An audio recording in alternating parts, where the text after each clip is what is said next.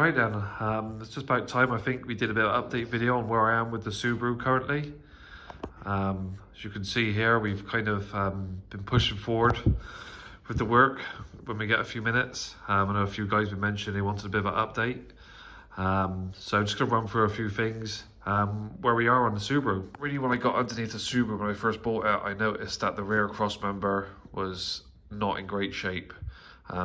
So really this all kind of started with dropping down the crossmember to inspect it. I've got the crossmember down, but I've not really gone through it. It doesn't look great, to be honest. It needs, gonna have to go through it and see if it is completely rotten, or if this is just kind of the service little bit that's coming off on it. I've not had time at the moment. I've literally just got all the parts stripped down, ready for inspecting. But the crossmember's down.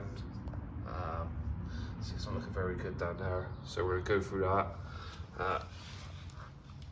Rear link arms, kind of the same. Need to just have a quick look for them, see if there's any strength left in them, or if they're completely rotten out.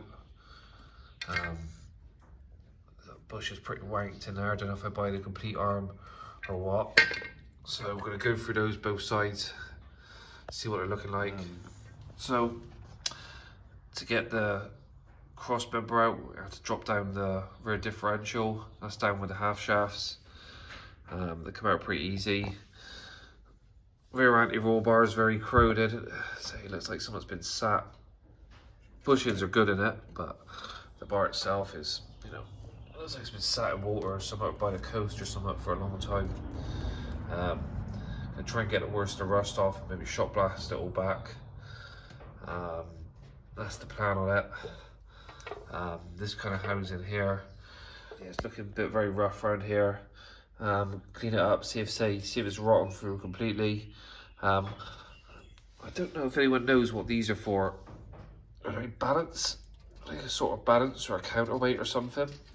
Well, both of them fell off when I dropped it down anyway. They're completely rotten off it. But it'd be interesting to see if someone knew what they're actually for, if they should go back on or not. That's say, kind of see all that there. Both sides of that. A lot of surface rust on them. On the subject of the anti-roll bar, we lost a bolt each side as well, snapped off up in there. So we're gonna have to go and drill that out and we'll re-tap the threads on that one each side did it. So obviously when I started stripping, it was just tended to be the cross member.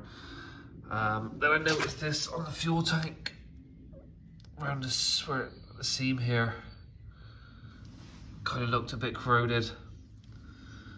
So I got to the point then I was like, well, I'll just check the entire back end of the car.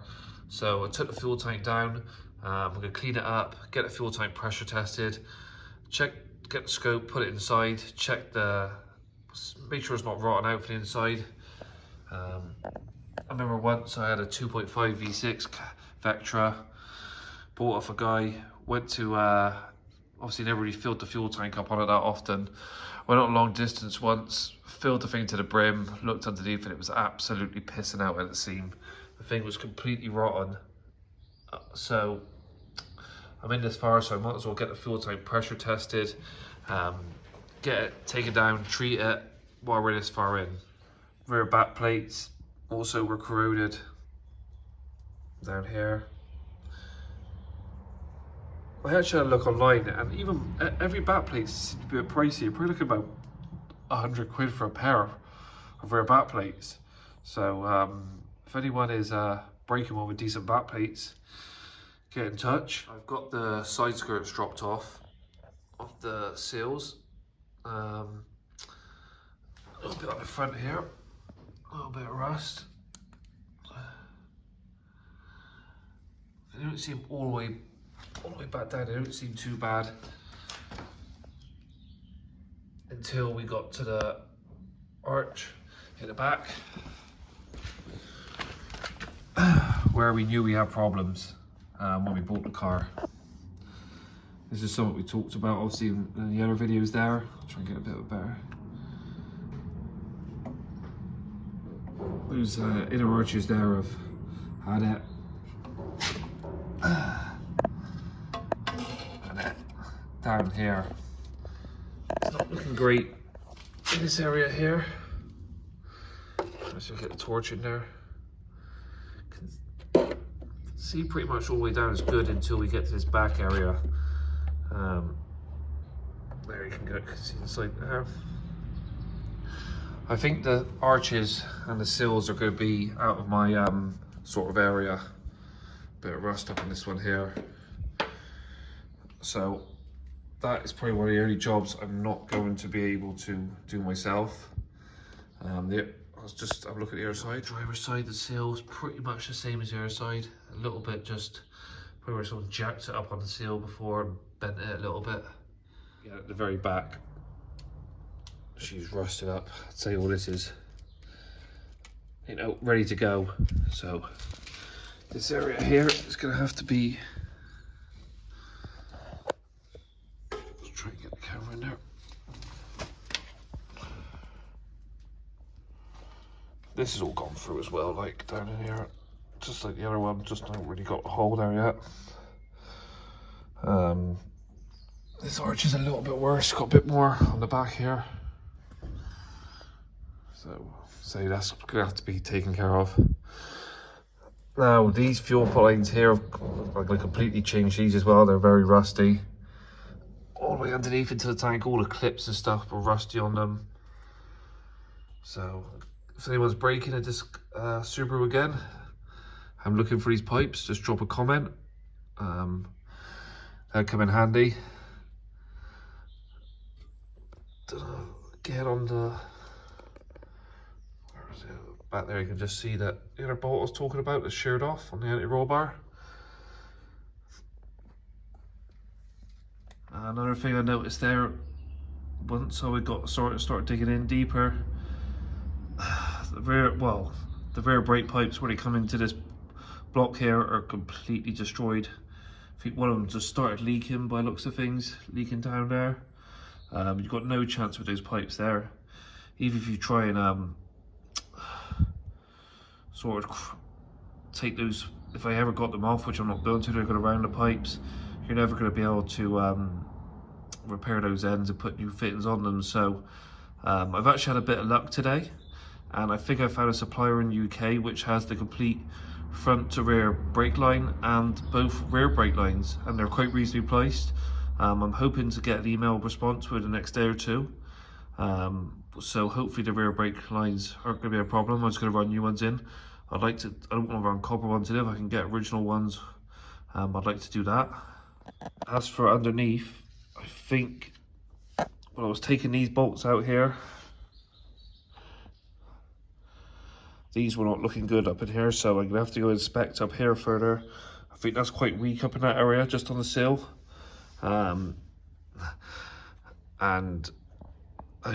along the back there as well, you can see just at the back seats, you have to see just how bad that area is. Both sides. Handbrake cables are good, fuel lines look okay. Just trying to give you a underside. To be honest with you, I've dropped out the tank now at the back. I've got a lot of space. I can really check at the back end of the car, really go through it, make sure we get a good job done. If I am going to keep the car. I don't think she's gone through, but I just think it just needs a hell of a good, take it back to metal and cleaning up and then retreating all the back end. So it's good to have the fuel tank down. I can do the entire back of the car. If there's any welding that needs to be done, we'll get that done while she's up. I'm gonna pull the rear shocks and front rear shocks out of them now. Next, clean them up. Even they look very rusty in there. You know, let's see if they're worth saving. If not, probably I'll have to fit new struts into it. I would really like to find out what manufacturer and what shock went into the WRX from factory. I've been looking online, it's a bit hard to actually find. You can find a lot of replacements, but I'd like to actually find the original factory shocks that went into it. So if anyone knows that, if you can get in touch.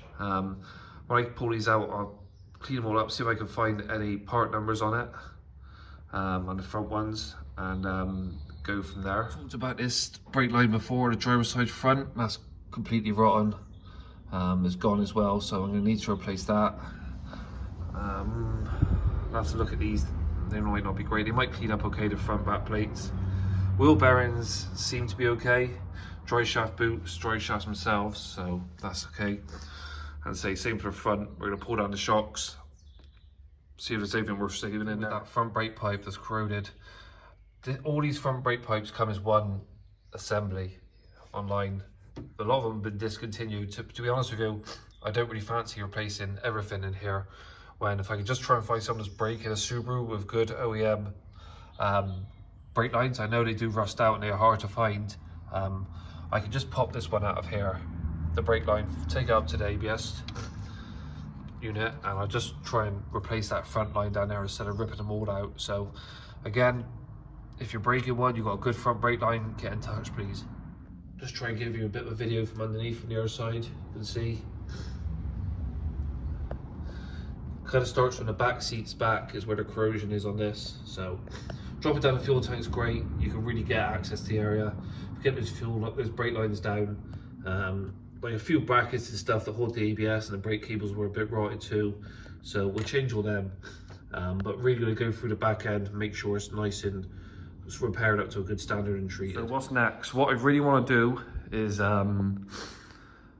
get the car moved out, more centralize it into the garage, get the back end, I might put the front wheels back on, get the back end up in the air as far as I can get it, so I can kind of sit in underneath it, and then shot blast it all down, clean it all down at the rear.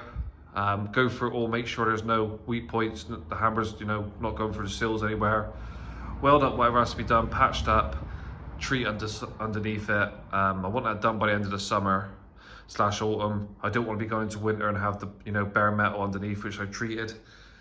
Plus, if I get it done in the summer, treat underneath, it's going to dry better than what it would do in the winter. If I can get to that stage where the bottoms are sort of all repaired, sealed up, treated, I'll be happy. In the winter I can kind of move on with the other bits and pieces indoors, but it'd be nice to get that far with it. Windscreen, I think I've made contact with a guy who might have a windscreen for me. I'm just waiting back on a price. I'd like to try and change the windscreen myself. I know a few windscreen fitters, so they can supply all the sealants and stuff like that, but I'd like to try and do the job myself. Another problem I run into at the moment is, obviously I like to get the car more central to the garage so I can work in it easier and stuff like that, but I do have another project which I want to get moved into here. Been trying to start this thing since 2015. I'm excited about this project. It's going to be another one to do. We've got that project and possibly another one I'm taking on. So I really am getting a bit stuck for a room. I don't know what to do here really. If I might have to build another storage shed and keep them in it and keep this as the main workshop, or building our workshop completely and keep this one. I don't want to keep on moving on with the projects. Obviously, it'd be nice even if I got 2 on the go or 3 on the go. At least you can keep on moving. But at the moment, I don't want stuff outside. So moving this, say, more centralized is going to be one of the next steps before we do anything. I'm trying to figure out what to do with the other ones. All right then, as for the engine, I've been in contact with a few Subaru specialists. I sent them a few pictures of the engine, explained to them what happened. Now, I just want to clear up. Obviously, if you're a Subaru specialist, you deal with these things day in, day out. I completely agree with your opinion on the block. The block was being told as being totaled by both specialists, and I completely agree with them. This is original 92mm bore. Now 93mm piston was being told as being available. I was advised against it, but look, being the original engine for the car, obviously the damage we've seen from the original videos in number 3, it wasn't likely it was going to be able to repair the damage. But I just wanted to see if it was repairable. I know we could maybe get away with a 93mm piston. So I did go ahead and I did ask the machine shop to see if we can get a 93mm piston fitted into it. Now we bored it down, and as you can see, we come up short, just as suspected. But look, this is the original engine of the car. It's got the original engine serial number. I just wanted to just, for my own peace of mind, try it. The guy in the machine shop who I was working with, he knows his engines. He told me it was toast, but he was, when I explained to him about obviously the serial numbers and stuff like that, he kind of understood. He said, look, he'll try and bore it out for me. We'll see where we go. Look, it's close. The 93 is very close, but unfortunately not close enough. You probably could go on lines of, you know, welding it with aluminium and reboring it, but look, a few of the guys I've been talking with, looking for parts and stuff like that, the price of a block they could supply before is, it's not worth getting down that line. If we're in this far, so we are going to have to replace the block on the engine, unfortunately. It's a bit of a bummer, but look, we have to do the job properly since we're in this far. The cylinder heads went off. They're in the machine shop still. They were pressure tested, come back okay. So they're going to be skimmed. The valves are going to be re-shimmed, and we're going to be getting the cylinder heads back hopefully next couple of weeks. The crank again was measured. The journals were in tolerance. So we're going to reuse the crank, polish the journal. The journals are being polished. We're going to fit new bearings. So the crank's good to be reused. The heads are reused. The injectors here, sorry, that's just all the raw still laid out. Injectors went away. They've been cleaned and tested. They've come back as okay. Good spray pattern, holding good pressure. So the problem with melted number 3 wasn't in that. Turbo again went away. Turbo come back as a completely worn out thrust washer on the shaft. So we are going to be replacing the turbo as well. A price on one of these, it was probably around 600 quid to repair it. You can get one for around 150 quid a turbo. I wanted to keep everything stock if I was rebuilding the engine original serial number. So now I might go on the lines of fitting an uprated turbo. I've got a good price on a turbo, so I might fit uprated turbo now just to bring the horsepower up a little bit, since we're not keeping the original engine with the original serial number. I think for the project so far, guys, the engine's all kind of boxed up here at the moment. We're waiting on, say, the cylinder heads to come back. I will start ordering up possibly the new block this week and all the other bits and pieces we need. Going to push forward, moving the car back into the position I was saying. I say I'm probably going to be rebuilding the engine in the winter because I could do that indoors. I'm going to start sourcing some parts over the summer here now. I'll keep on doing videos and updates on how we're getting on. Anyone obviously seen the video, if you have any parts or breaking in a Subaru that would interest, please get in contact. Say we're always looking for parts.